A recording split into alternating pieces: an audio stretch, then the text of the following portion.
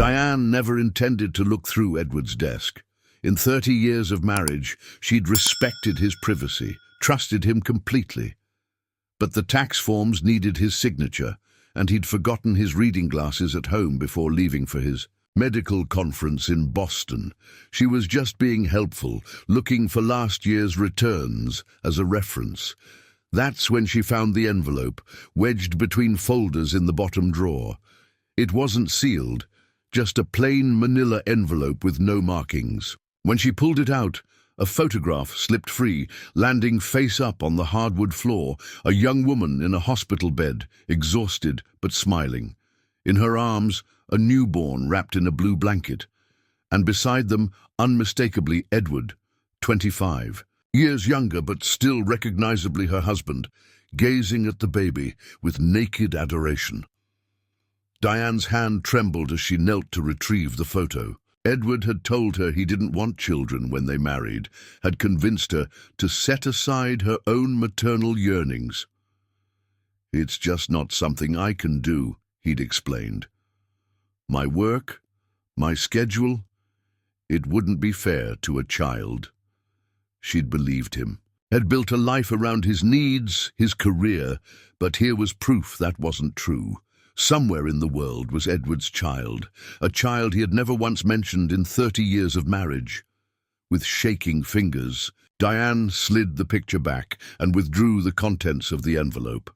Birth certificate, school photos spanning years, graduation announcements, more recent holiday cards. A documented life Edward had kept hidden from her. His son. Edward had a son. Diane sank into Edward's office chair, the envelope clutched to her chest.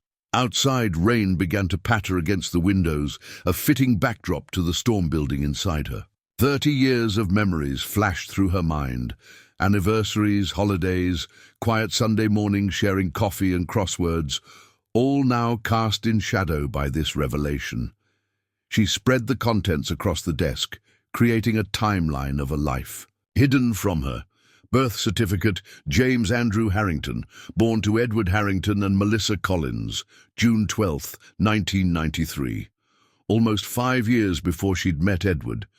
The boy, no, the man now, would be 31. Elementary school photos showed a child with Edward's distinctive grey-blue eyes, his same cleft chin. High school graduation, college acceptance letter to Princeton, a wedding announcement from 4 years ago, James Harrington to Rebecca Wilson, and most recently, a Christmas card showing James, Rebecca, and a toddler, Edward's grandchild. Her husband was a grandfather, and she hadn't known. The tax forms lay forgotten as Diane checked the time, 10:30 a.m. Edward wouldn't return from Boston until tomorrow evening. 24 hours to decide what to do with knowledge that had shattered the foundation of her marriage. Her first instinct was to call him immediately, to demand answers, but something stopped her. If he'd kept this secret for 30 years, what would a confrontation by phone accomplish? She needed to see his face when she asked why, needed to gauge his reaction to determine if anything between them had ever been real. She carefully returned the photos and documents to the envelope, but hesitated at the final item, a recent letter from James, postmarked last month. Her fingers trembled as she unfolded it. Was she violating Edward's privacy? The thought almost made her laugh. What privacy was owed to a man who had hidden a child? "Dad," the letter began. "Thanks for meeting last month. After 20 years of letters and occasional visits, it meant everything to finally tell Rebecca about you. She understands the complexity of the situation and respects your position. Emma is thriving, walking everywhere now and adding new words daily. She's so bright, just like you always said I was. I've been thinking about your offer to introduce us to Diane finally. Maybe it's time? This secret has gone on long enough. Love, James." Diane read the letter 3 times, each word a fresh cut. After 20 years of letters and occasional visits, Edward hadn't just fathered a child. He'd been in contact all along, had met with him, recently. all while maintaining the fiction of their childless life together, and your offer to introduce us to Diane. Finally, Edward had been considering telling her. After 3 decades of deception, her hands were shaking so badly she could barely refold the letter. Anger rose in her chest, crowding out the initial shock. This wasn't just about a youthful indiscretion or a child from before their marriage. This was sustained deception, a deliberate choice made daily for 30 years. Replacing the envelope exactly where she'd found it, Diane closed the drawer and moved to the kitchen. She opened a bottle of wine, not caring that it was barely noon. What did social conventions matter when her entire reality had just collapsed? Her phone chimed with a text. Edward, dinner with colleagues running late. Miss you. How was your day? How was her day? How could she possibly answer that? Her thumbs hovered over the screen, a dozen responses forming and dissolving. Finally, she typed, found the tax forms. Everything fine here. Enjoy your dinner. The lie came easily, surprising her. But then, lies had apparently been the foundation of their marriage all along. Why should she be any different? As she sipped her wine, staring out at the rain-drenched garden they'd tended together for decades, Diane made her decision. She wouldn't confront Edward immediately upon his return. First, she needed more information, and she knew exactly where to get it. James Andrew Harrington, Princeton graduate, recently married to Rebecca, father to Emma. Living somewhere close enough for occasional visits with Edward. Setting down her glass, Diane opened her laptop. By the time Edward returned tomorrow, she would know everything about the son he'd hidden from her. And perhaps, if her courage held, she would have already met him face to face. Morning found Diane still awake, red-eyed and surrounded by empty coffee mugs. Her laptop glowed in the pre-dawn darkness, the screen filled with information about James Harrington. The internet had made her search almost too easy. LinkedIn profiles, wedding announcements, company directories.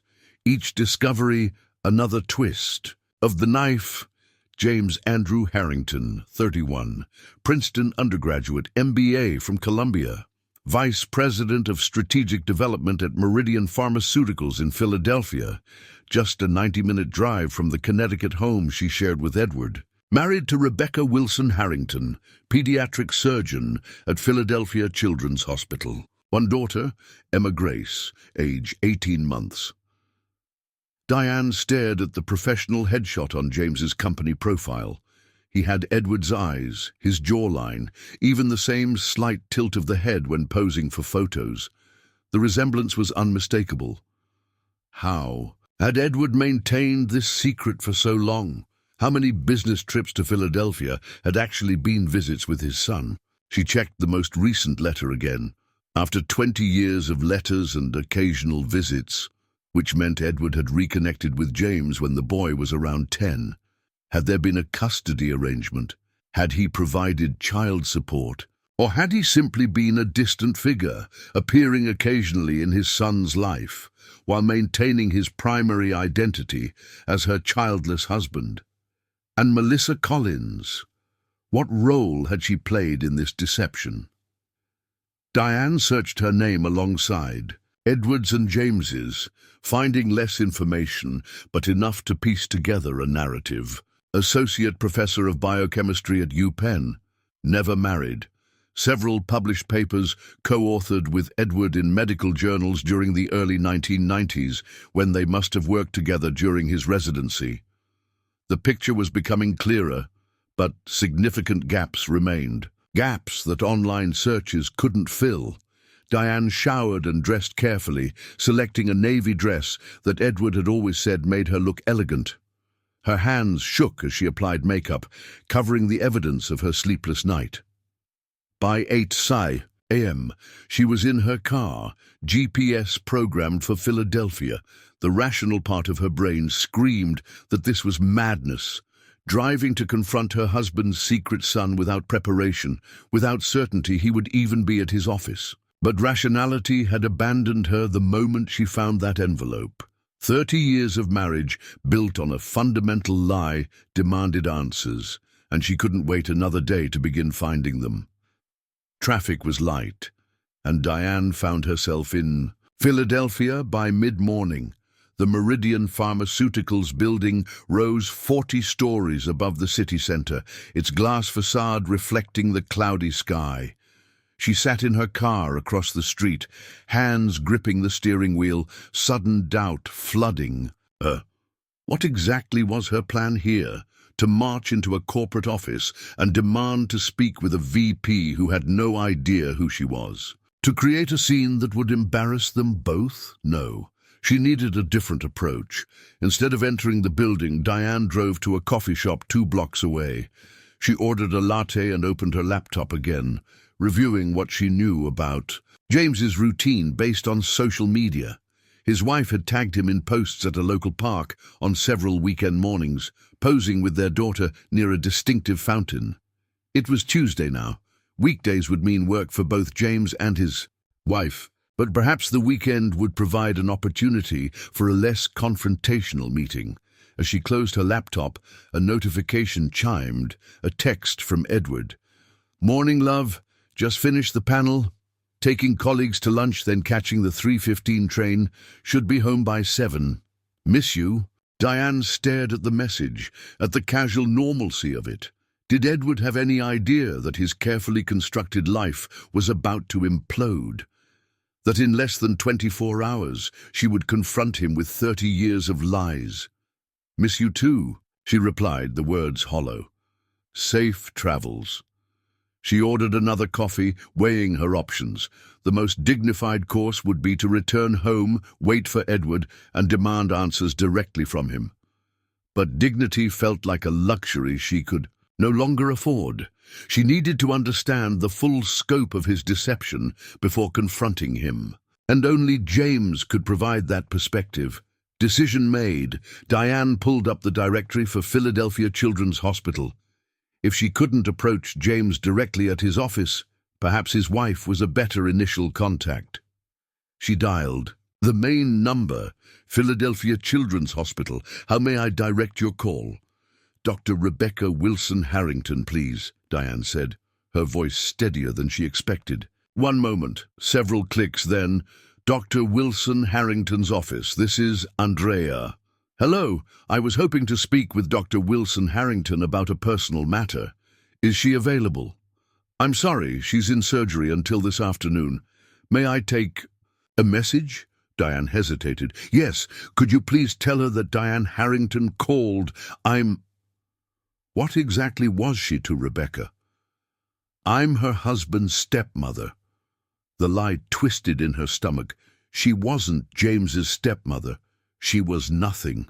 To him, a stranger Edward had deliberately kept in the dark. "Of course," Andrea replied. "And your number?" Diane provided her cell number, then ended the call, her heart racing. Step 1 accomplished. Now to wait. The response came faster than she anticipated. Just after noon, her phone rang. A Philadelphia area code, but not the hospital's number. "Hello?" Diane answered. "Is this Diane Harrington?" A male voice, youthful, but with a timbre hauntingly similar to Edward's. Diane's breath caught. "Yes. Who's calling, please?" "This is James Harrington. Rebecca's assistant said you called the hospital looking for my wife." His tone was cautious, but not unfriendly.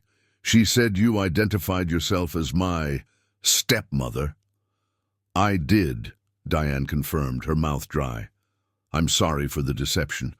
I didn't know how else to reach you." A pause. "I know who you are, Diane. You're my father's wife." "Yes." Another pause, longer this time. "He's finally told you about me then?" The question caught her off guard. "No," she admitted. "I found out on my own.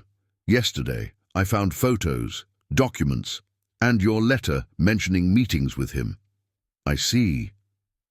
James's voice had cooled slightly. "And now you're calling my wife at work." "I'm sorry," Diane said quickly. "I needed to understand before confronting Edward. He doesn't know that I know." "Where are you right now?" James asked. "In Philadelphia." At a coffee shop called Elixir, near your office." The line went quiet, and for a moment Diane thought James had hung up. Then, "Stay there. I can be there in 15 minutes." Before she could respond, the call ended. Diane stared at her phone, adrenaline coursing through her. After 30 years of being unaware of his existence, she was about to meet Edward's son. The 15 minutes stretched tortuously. Diane ordered a fresh coffee she couldn't drink, her stomach too knotted with anxiety. She watched the door, studying each man who entered, looking for Edward's features in unfamiliar faces. "Diane?" She turned, startled. He had approached from behind, having entered through a side door she hadn't been monitoring. James Harrington stood beside her table, taller than she'd expected, dressed in a precisely tailored charcoal suit that reminded her painfully of his father's preference for classic business attire. "James," she managed, rising on unsteady legs. Up close, the resemblance to Edward was even more pronounced, the same grey-blue eyes, the same slight crease between his brows when concentrating. But there were differences too. His hair was darker, his build more athletic, and his expression held a wariness that Edward's never did when looking at her. "May I sit?" he asked, gesturing to the chair across from hers. "Please." He settled opposite, her declining her offer of coffee with a small shake of his head. For a long moment neither spoke, the awkwardness of their situation hanging between them. "I'm sorry for ambushing you like this," Diane finally said. "It wasn't my intention. When I drove here this morning, I needed answers." James studied her, his expression unreadable. "What exactly did you find?" "An envelope in Edward's desk. It had your birth certificate, school photos, graduation announcements, recent pictures of you with your wife and daughter." She paused. "And your letter from last month mentioning meetings with him and the possibility of introducing us." James nodded slowly. "So he's been keeping everything all these years?" "Yes." Diane hesitated, then asked the question that had been burning since her discovery. "How long have you been in contact with him?" "Since I was 11, James replied. "Before that, there were birthday cards, Christmas gifts, but no direct contact. My mother handled everything. Then when I was 11, I started asking questions. She arranged a meeting." A faint smile crossed his features. "It was awkward as hell. We met at a diner halfway between Philadelphia and Hartford. Neither of us knew what to say. But you continued meeting. A few times a year. When I was in high school, he'd come to some of my baseball games, sit in the back of the bleachers, leave before it ended so I wouldn't have to explain who he was to my friends." James traced a pattern on the table with his finger. "In college, it got easier. We'd meet for lunch when he had conferences nearby. Discussion always centered on my studies, my career plans. Never personal stuff, never why he wasn't in my life completely." "Did he provide financial support?" Diane asked, then winced at how cold the question sounded. James didn't seem offended. "He paid for my education, private school, Princeton, Columbia, set up a trust fund that helped with my first house. But my mother raised me. She made that very clear to both of us." "And your mother?"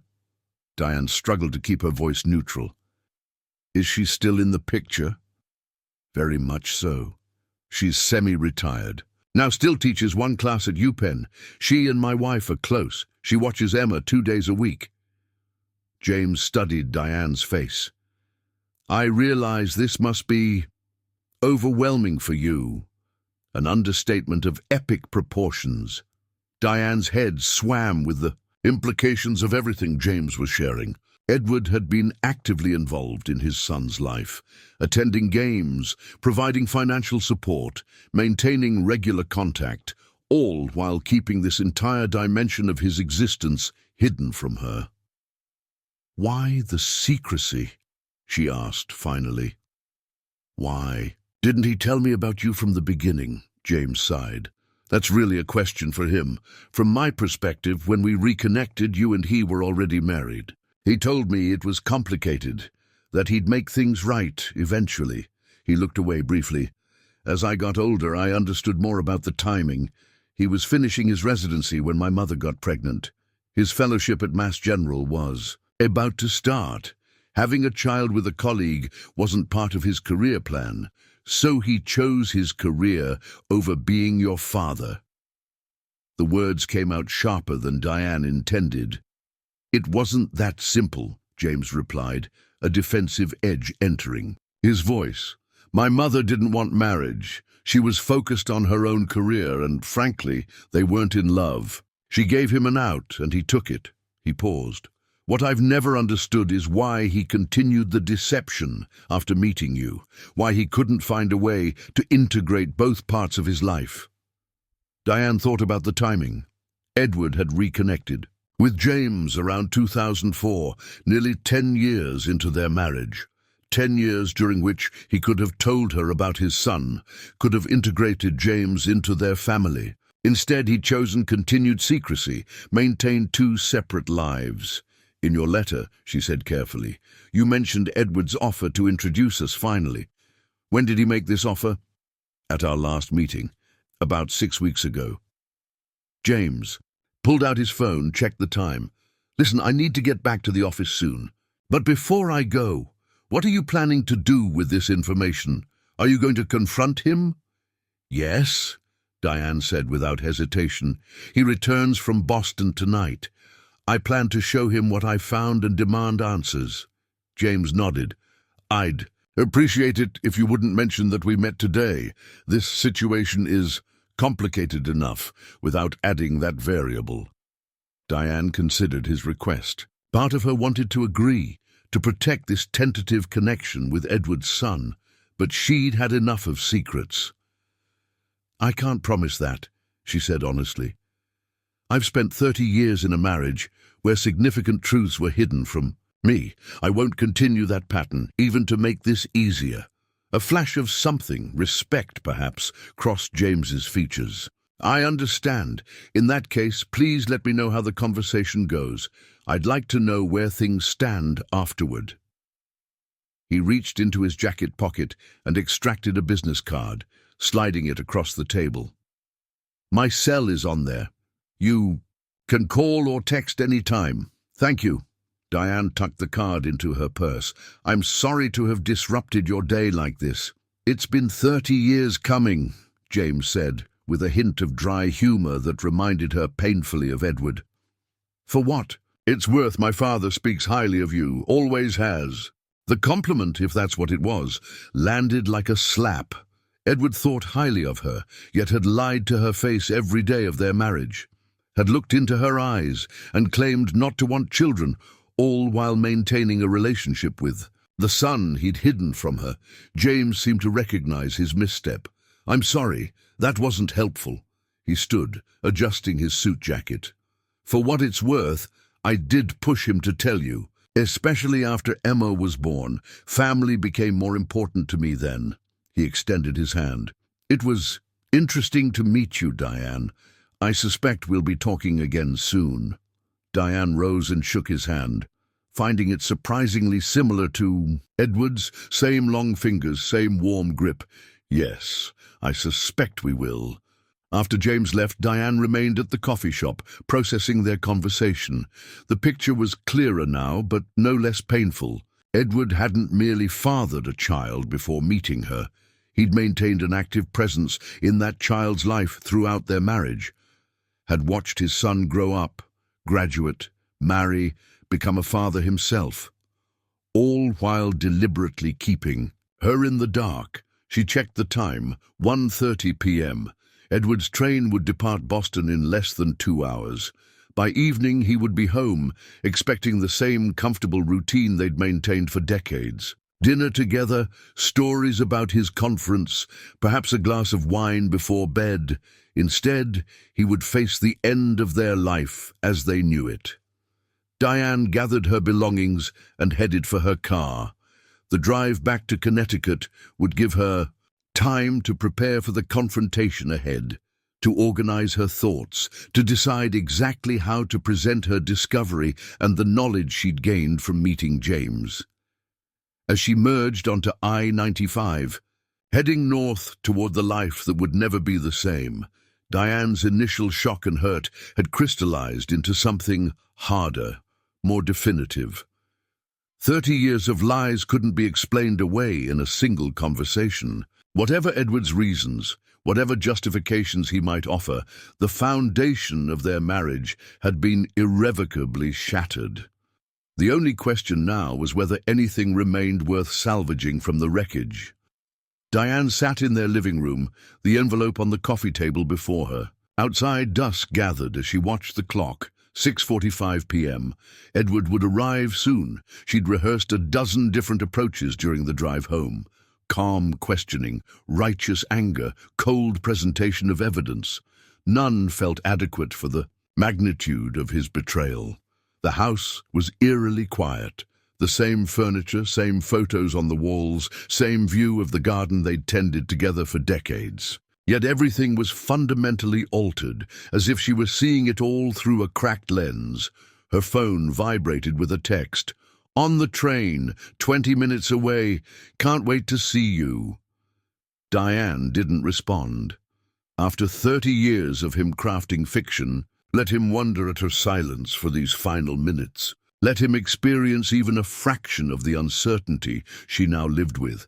She'd placed James's business card beside the envelope, a physical reminder of the step she'd taken beyond mere discovery.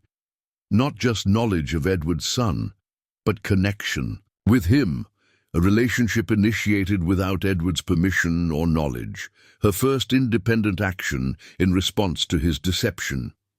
The distant sound of a car approaching made her straighten, hands folded in her lap.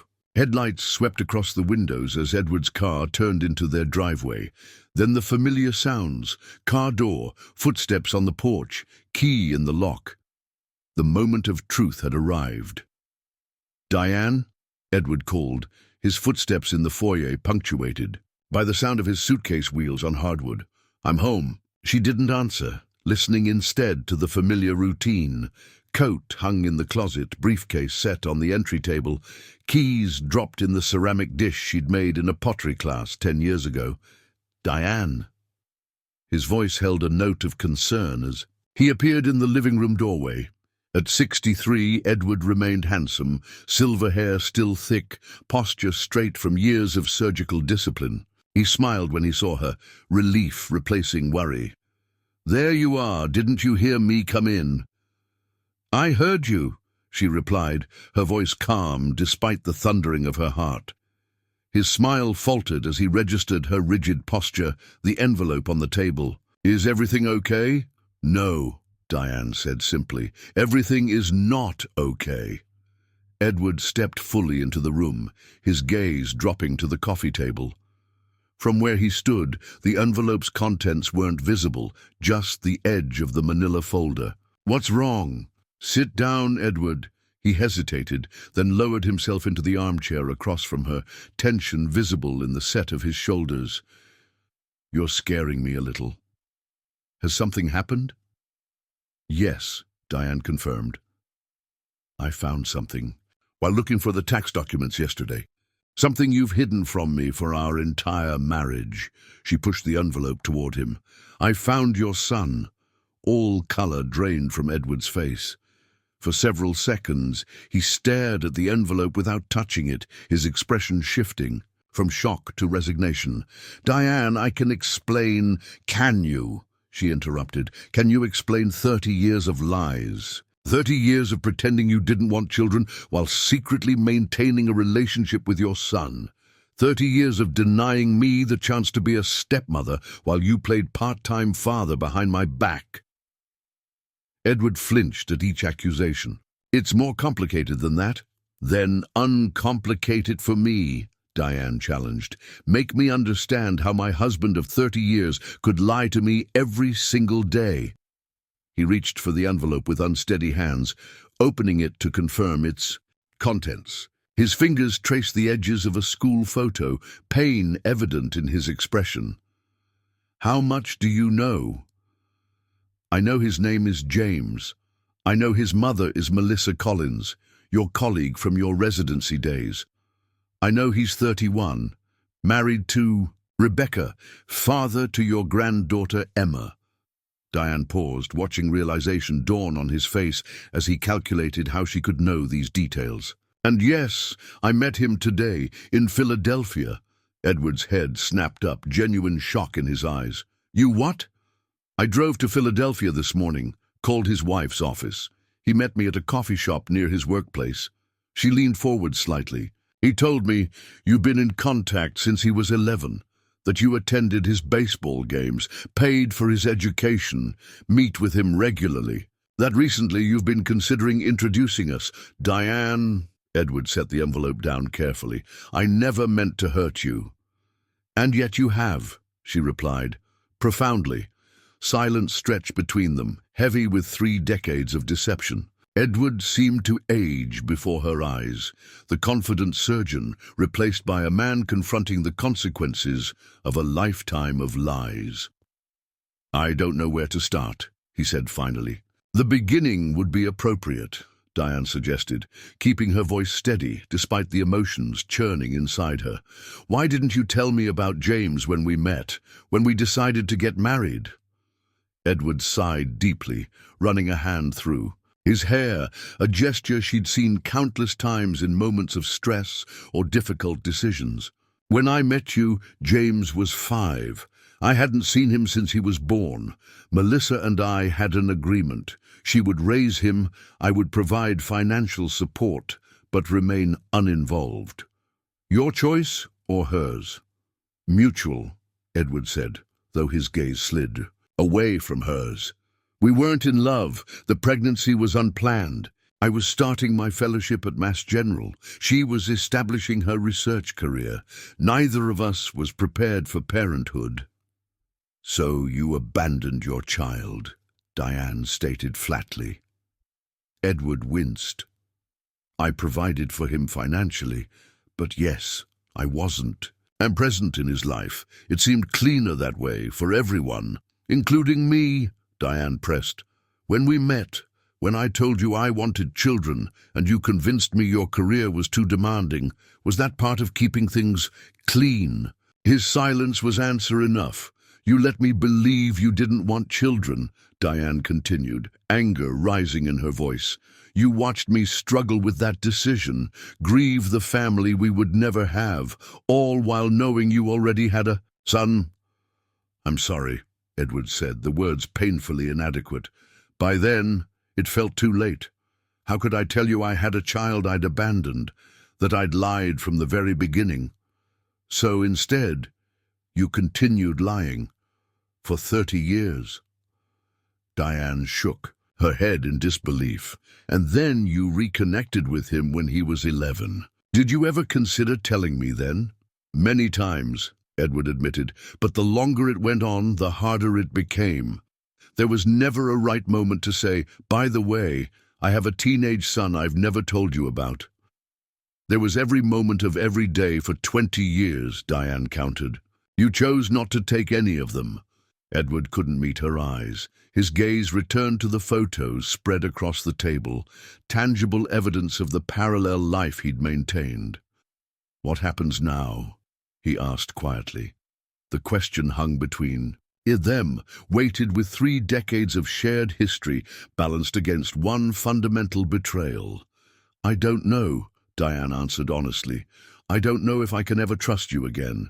If I can stay in a marriage built on such a profound deception. I love you, Edward said, looking up at her with tears in his eyes. That was never a lie, wasn't it?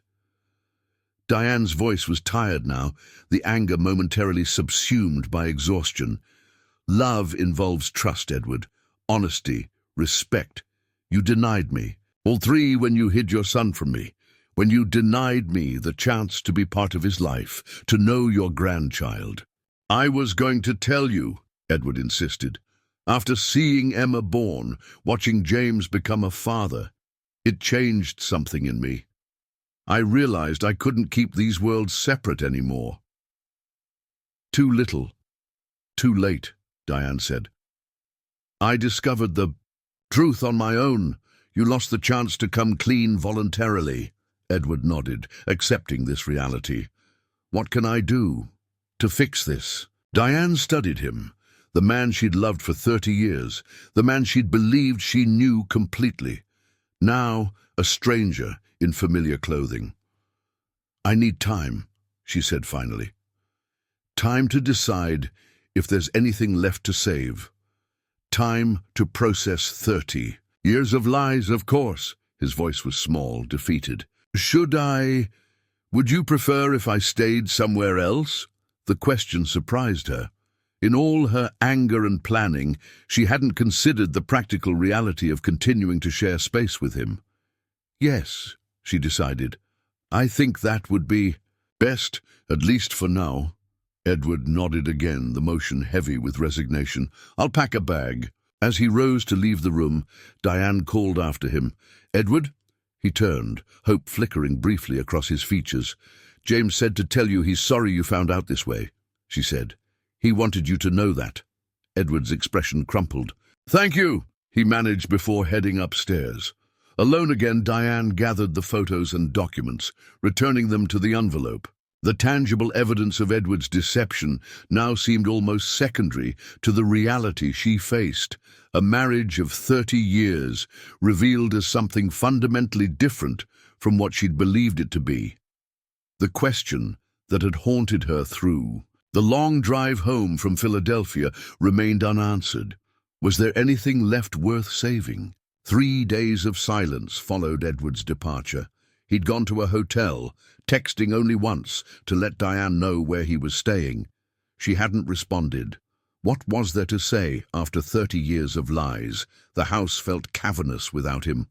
Diane wandered its rooms like a ghost, touching objects they'd collected together, vacation souvenirs, anniversary gifts, photographs chronicling a shared life she now questioned entirely. On the 4th morning, she woke with unexpected clarity. She couldn't continue in this limbo. She needed more information, not from Edward, whose every word now seemed suspect, but from the one person who might understand both sides of this complex equation. She reached for her phone and tapped out. A message to James. I'd like to talk again if you're willing. Edward and I have spoken. He's staying at a hotel while I decide what comes next. James's response came within minutes. Of course, I have meetings until 2, free after that. This time, James suggested meeting at a park near the Philadelphia Museum of Art. Diane found him seated on a bench overlooking the Schuylkill River, more casually dressed than at their first meeting, in jeans and a light sweater that reminded her painfully of Edward's weekend attire. Thank you for meeting me, Diane said, settling beside him. How did it go with my father? James asked, direct as before. About as expected. Shock, apologies, explanations that explain nothing. Diane watched a rowing team glide past on the river. He's staying at a hotel while I decide whether our marriage has a future. James nodded, absorbing this information. And that decision brings you back to Philadelphia? To me. I realized I'm missing half the story, Diane admitted. Edward has told me his version, but I'd like to hear more from you. About your childhood, about how his absence affected you. James considered her request, his expression thoughtful. Well, what good would that do, either way? He kept you in the dark for 30 years. True, Diane acknowledged. But before I dismantle 3 decades of marriage, I want to understand the full picture. Was he the villain I currently see him as? Or is this more complex than simple abandonment? James sighed, gazing across the water.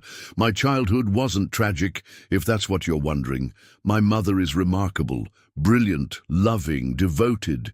She never spoke ill of Edward around me, never made me feel his absence was my fault. But I always knew something was missing. Watching friends with their fathers, baseball games, camping trips, someone to roughhouse with, I felt that gap. James turned to meet her eyes. When we reconnected when I was 11, it was confusing. This stranger, who was biologically my father but had no idea who I really was. who appeared occasionally but remained separate from my real life. Did you resent him? Sometimes, James admitted, especially as a teenager. I couldn't understand why he wouldn't just claim me publicly, why meeting had to be our secret. He paused. It wasn't until I was older that my mother explained more fully. About their careers, about the timing, about mutual decisions made, and later, about you. Me? Diane asked, startled. That Edward had married someone who believed he didn't want children, that revealing my existence would mean revealing his lie to you. James shook his head. It still seemed cowardly to me, but at least I understood the trap he'd created for himself. A trap of his own making, Diane noted. Yes, James agreed, one deception leading to another until truth became impossible without destroying everything. His words echoed in Diane's mind as she drove home that evening. One deception leading to another. A cascade of lies spanning decades. Was their marriage salvageable after such profound betrayal? Or was Edward right? Had truth become impossible without destroying everything? A week after Edward's departure, Diane called him. We need to talk, she said simply. Not at the house, somewhere neutral. They met at a small cafe they'd frequented, early in their marriage, but had gradually abandoned as busier lives led to fewer leisurely outings. Edward was already seated when she arrived, looking smaller somehow, diminished by the weight of his exposed deception. Thank you for meeting me, he said, as she slid into the chair opposite him. Diane studied the man she'd shared her life with, the familiar lines around his eyes, the way his hands fidgeted with his coffee cup, habits she'd observed for 3 decades. A stranger she knew intimately. I've been thinking, she began without preamble, about trust, about whether it can be rebuilt once broken so completely. Edward nodded, waiting for her to continue. I've spoken with James again, she said, noting his slight flinch at the mention. Of his son. I wanted to understand more about his childhood, about your relationship with him over the years. And did you? Edward asked quietly. Understand? Partially, Diane admitted. I understand you created an impossible situation for yourself. One lie leading to another until there seemed no way out. She paused, gathering her thoughts. What I still don't understand is why you denied me children when you already had a son. Edward's gaze dropped to his coffee. I convinced myself it would be easier, that having children with you would complicate an already complex situation. Easier for whom? Diane challenged. Not for me, not for James growing up, with a father who remained in the shadows. Only for you, Edward, only for your comfort. He didn't deny it. You're right, he acknowledged. It was selfish, cowardly. I have no defense. I loved you, Diane said, her voice steady despite the pain behind the words. For 30 years, I believed we shared everything, built a life based on mutual trust and respect. I loved you too, Edward insisted. I still do. That was never a lie. But you didn't respect me enough to tell me the truth, to give me the choice to accept your past, to perhaps be part of James's life. Diane shook her head slowly. That's not love, Edward. That's control. He flinched as if struck but didn't argue. I've made a decision, Diane continued after a moment. I'm going to file for divorce. Edward closed his eyes briefly, pain evident. In his expression, though, he seemed unsurprised. I understand, he said finally. I don't blame you. I need a fresh start, Diane explained, feeling strangely calm now that the decision was spoken aloud. One not built on decades of deception. Of course, Edward's voice was hollow. Whatever you need. They discussed logistics briefly. The house, their finances, the practical dissolution of 30 years together. The conversation was surreally civilized, almost clinical, belying the emotional devastation beneath. As they prepared to leave, Edward hesitated. And James, will you... Maintain contact with him? The question surprised Diane. She hadn't considered her relationship with Edward's son beyond its role in her decision-making process. I don't know, she answered honestly. That would be up to him, I suppose. Edward nodded, accepting this uncertainty as another consequence of his choices. I understand you might not believe this, he said quietly, but I am truly sorry, Diane. Not just for being caught, but for the pain I've caused. For the years we might have shared differently if I'd been brave enough to tell the truth. Diane looked at him. This man she had loved, still loved in some complicated way that persisted despite betrayal. I believe you're sorry, she said finally, but some mistakes can't be undone, no matter how sincere the regret. She walked away then, leaving behind not just Edward, but the life she had believed in for 30 years. The future stretched before her, uncertain, frightening in its openness, but hers to shape based on complete truth rather than comfortable illusions. 6 months later, Diane stood in the empty living room of the house she'd shared with Edward, sunlight streaming through windows, no longer adorned with curtains they'd chosen together. The divorce had been finalized with surprising efficiency.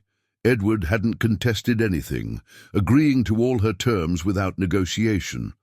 One final act of contrition, perhaps. She'd decided to sell the house, unable to imagine building a new life surrounded by memories of their shared one. Edward had moved permanently to Boston, accepting a teaching position at his alma mater, a clean break for both of them. That's the last box, said Helen, Diane's sister who had flown in from Arizona to help with the move. Are you sure you don't want to take a final walk through? I'm sure, Diane replied. There's nothing left here I need to see. The moving truck was already en route to her new condo in Philadelphia, a decision that had surprised even Diane when she made it. But something about the city had called to her during those visits to meet James, a place connected to her past, but not dominated by it.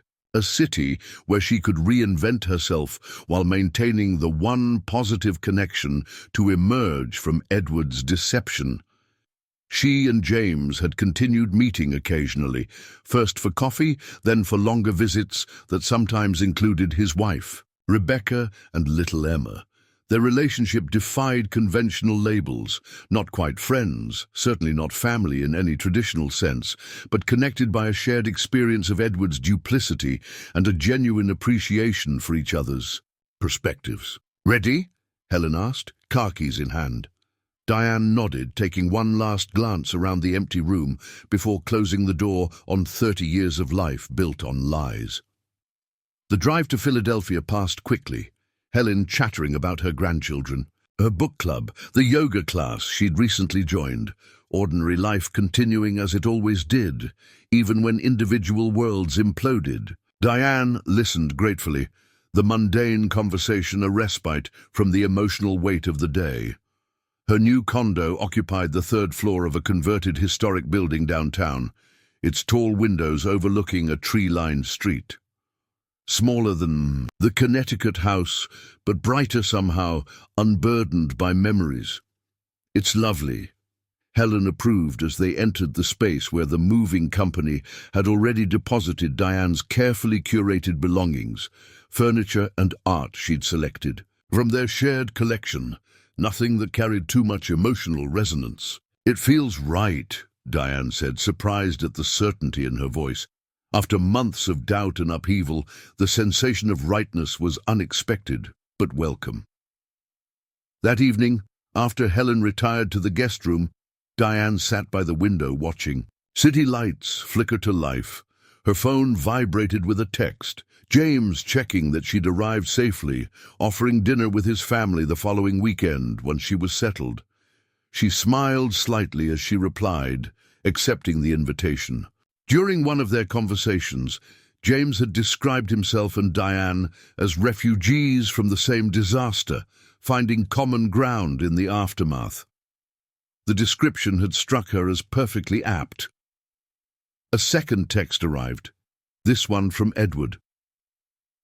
Helen mentioned you arrived safely.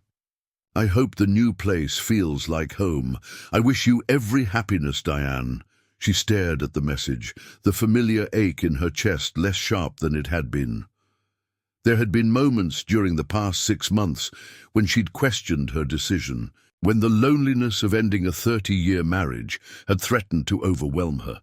But each time she'd remembered the foundation of lies their life together had been built upon, the fundamental disrespect Edward's deception represented. Some betrayals couldn't be forgiven, no matter how sincere the remorse. Diane didn't reply to Edward's text. Instead, she set the phone aside and turned her attention back to the city spread below her window. Her new city, her new beginning. At 60, she was starting over. The thought was both terrifying and exhilarating. No more comfortable illusions. No more life defined primarily by her role as Edward's wife. Only truth now, however complicated, and the chance to discover who Diane Morgan might become when not viewed through the distorting lens of a marriage built on deception. Tomorrow, she would begin unpacking, would arrange her new home to suit only her preferences, would start exploring her new neighborhood, perhaps join the art class she'd seen advertised in the building's lobby. Small steps toward a life that was entirely her own. 2 months into her new life in Philadelphia, Diane sat in a noisy restaurant, watching Emma unwrap the birthday present she'd brought, a watercolor set with real artists' brushes. "This is awesome," the 4-year-old exclaimed, eyes wide with excitement. "Will you teach me how to use them, Miss Diane?" "I'd love to," Diane replied, smiling at the child's enthusiasm. Her art classes had quickly become the highlight of her week, awakening a talent she'd never fully explored. Across the table, James and Rebecca exchanged glances, pleased but still slightly bemused by the relationship developing between Diane and their daughter.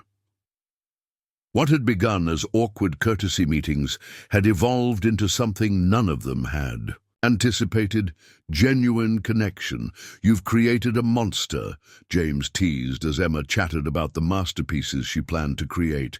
"She'll have our entire refrigerator covered by next week." "There are worse fates," Diane replied, surprising herself with the ease of the banter. Later, as Rebecca took Emma to the restroom, James studied Diane thoughtfully. "Have you heard from him?" he asked. No need to specify who him was. "He emails occasionally," Diane acknowledged. "Updates about his teaching position, questions about mutual friends. I respond when it feels right." James nodded, understanding the complicated emotions involved. "He asks about you when we talk, wants to know you're okay." "I am," Diane said, realizing with some surprise that it was true. Not what I expected at 60, but okay. As Emma bounded back to the table, her energy infectious, Diane felt an unexpected contentment. This wasn't family in any traditional sense, but perhaps it was something equally valuable. A connection born from truth rather than deception, chosen rather than assumed. 1 year to the day after discovering Edward's secret, Diane sat in her sunlit Philadelphia apartment, finishing a watercolor landscape. Her phone chimed with a calendar reminder: James and family for dinner, 6 p.m. She smiled, setting aside her brushes. The invitation had become a monthly tradition. Casual meals where Emma showed off new skills, Rebecca shared hospital stories, and James discussed work challenges. Ordinary family moments that felt extraordinary given their origins. A text arrived from Edward. "Thinking of you today, hope you're well." Though they occasionally exchanged brief messages, they hadn't seen each other since the divorce. Some distances couldn't be bridged, some betrayals never fully resolved. Diane replied simply, "I'm doing well, thank you," and she was. The apartment felt like home now, her art displayed on walls she'd painted herself. She'd made friends through classes and volunteer work, had even gone on a few dates, though nothing serious had developed. As she prepared, For the evening ahead, Diane reflected on the journey of the past year. The pain hadn't disappeared entirely, but it had transformed into something manageable, even instructive. She'd learned that some endings make necessary beginnings possible. That family could be found in unexpected places. Most importantly, she'd discovered herself, not as Edward's wife, but as Diane, whole and sufficient, defined by truth rather than comfortable illusions. It wasn't the life she'd planned, but increasingly, it was a life she cherished.